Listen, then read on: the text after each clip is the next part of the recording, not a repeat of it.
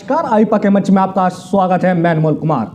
आईपा यानी all India progressive politics association, जो बात करता है मुद्दों की, जन समस्याओं की और समस्याओं के समाधान की। इसी को लेकर आज हमारे बीच संधावली गांव के प्रधान हैं, जिनका नाम मनोज है। आइए हम सीधा उन्हीं से ही रूबरू होते हैं। प्रधान जी, आपका आईपा के मंच में स्वागत है। मैं ग्राम संधावली प्रधान मनोज कुमार उर्फ बबलू भाई, और मैं अपने गांव के लिए बहुत कुछ करना चाहता हूं, और इसी वजह से मैं प्रधान का चुनाव भी लड़ा हूं। प्रधान जी, आप अपने दिन की शुरुआत कैसे करते हैं?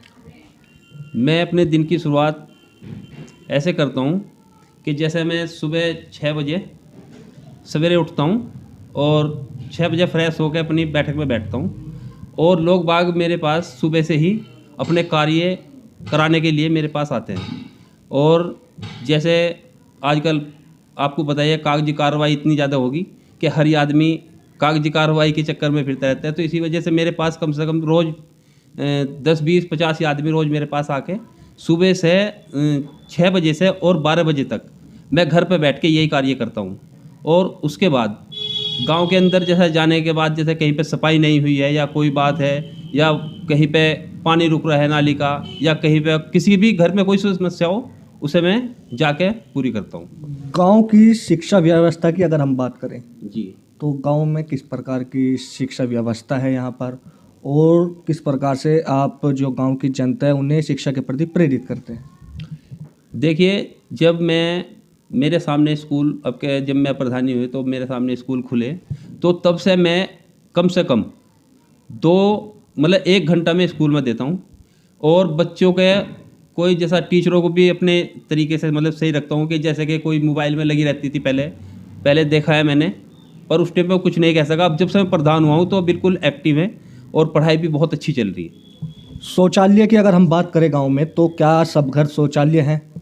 देखिए, सब घर ही शौचालय है। वैसे तो हमारे गांव में बहुत शौचालय बन चुके हैं। बाकी एक हमारा सामुदायिक जो शौचालय है, उसमें भी बहुत, हम सुबह 6 बजे खोल देते हैं उसको, और 6 बजे से 12-1 बजे तक वो खुला रहता है। और पब्लिक जो बाहर जाने वाली भी है वो भी वहाँ जाती है, नहाना धोना हर चीज़ वहीं पर कर देती है।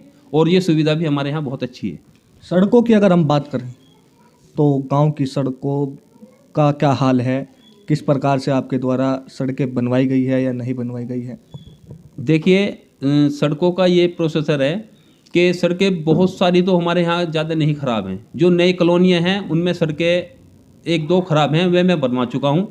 और बाकी जो नई सड़कें में जो मेन रास्ते हैं, मैं इसलिए नहीं बनवा रहा हूँ क्योंकि हमारे यहाँ टंकी पास हो चुकी है। और टंकी पास होने का मतलब होता है कि जैसे टंकी पास होगी तो फिर वे सड़कें उखड़ जाती हैं। तो मैं ये सोच रहा हूँ कि अभी 6 महीने चुनाव में भी हैं, और चुनाव के बाद ये काम मैं कार्य चालू कराऊँ।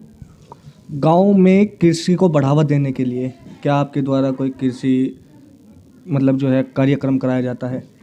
जी, हमारे यहाँ 2 महीने में एक कार्यक्रम होता है कृषि का, और हमारी पंचायत घर है सामने ही, उसी में हम अपना वो रखते हैं। उनका डॉक्टर साहब आते हैं, और जो है पशु विभाग वाले भी हमारे पास आते हैं, और उनका भी कैंप लगता है हमारे यहाँ।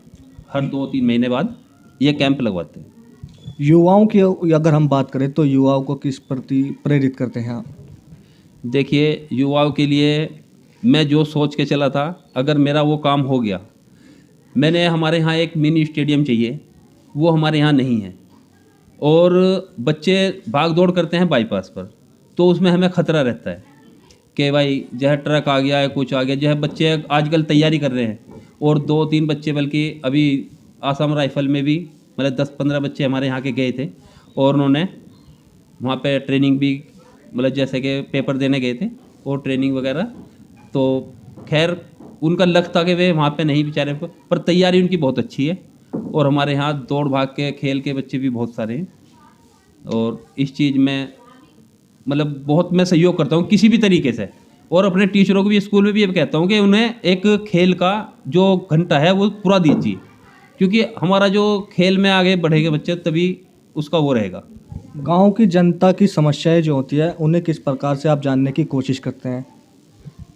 देखिए, मैंने आपको पहले बताया है कि मैं सुबह 6 बजे मैं अपनी बैठक में बैठ जाता हूँ, और जो जिनके लिए मतलब कोई समस्या होती है मेरे पास आते हैं, तो जो मैं यहाँ बैठ के सुलझा सकता हूँ उसे मैं यहीं पे बैठ के सुलझा देता हूँ, नहीं तो उनका वहीं पे जाके उनका निवारण भी करा सकता हूँ। कोरोना जैसी भयानक बीमारी अब दोबारा अपने पैर पसारती नजर आ रही है, तो इसमें आप गांव वालों को किस तरीके से प्रेरित कर रही हैं कोरोना से बचाने के लिए? देखिए, कोरोना के लिए मैंने पिछली बार भी बहुत मदद की है और इस बार भी। अब के तो खैर भाई मैं प्रधान हूँ, अब के हर ही आदमी को ये सलाह दूंगा कि भाई घर से ना निकले और अगर कोई ज़रूरी काम हो तो घर से जाएं और मास्क और सैनिटाइज़र का पूरा इस्तेमाल करें। लाइटों की अगर हम बात करें तो क्या सभी जगह गांव में लाइटें लगवा दी गई हैं आपके द्वारा? देखिए, लाइटों की मैं आपको बात करूं, लाइट काफ़ी हमारे गांव में लग चुकी हैं। ऐसा कौन सा कार्य है गांव का, जो ऐसी कौन सी समस्या है गांव की जो अभी तक आपके द्वारा पूरी नहीं कराई गई और उसे कराना चाहते हैं? देखिए, हमारे यहाँ 3 समस्या है। एक तो मैंने आपको पानी की टंकी बताई है, उसकी पाइपलाइन मेरे ख्याल 2022 में चुनाव आ गया, नहीं तो अब तक का तैयारी चालू हो जाती है इसकी। और दूसरा काम है जी इंटर तक का स्कूल। जो हमारे यहाँ की लड़कियाँ हैं वे 8वीं करके अपने घर में ही बैठ जाती हैं और वे शहर नहीं भेजते। तो अगर 8वीं तक इंटर तक का हमारे यहाँ स्कूल बनता है तो हमारे बहुत ही शिक्षा में बहुत आगे बढ़ जाएगा हमारा जो गांव है। और इस चीज़ को मैं बहुत लेके मतलब मैं मंत्री जी से भी बात की है मैंने, और ऊपर भी जहाँ तक भी मतलब BSO ऑफिस भी जाते रहता हूँ इस चीज़ के लिए कि इंटर तक का किसी तरीके से हमारा वो हो जाए। अब वो आगे जगह नहीं है, सबसे बड़ी बात है कि सीलिंग की जगह हो या किसी भी तरीके तब बनेगा ये।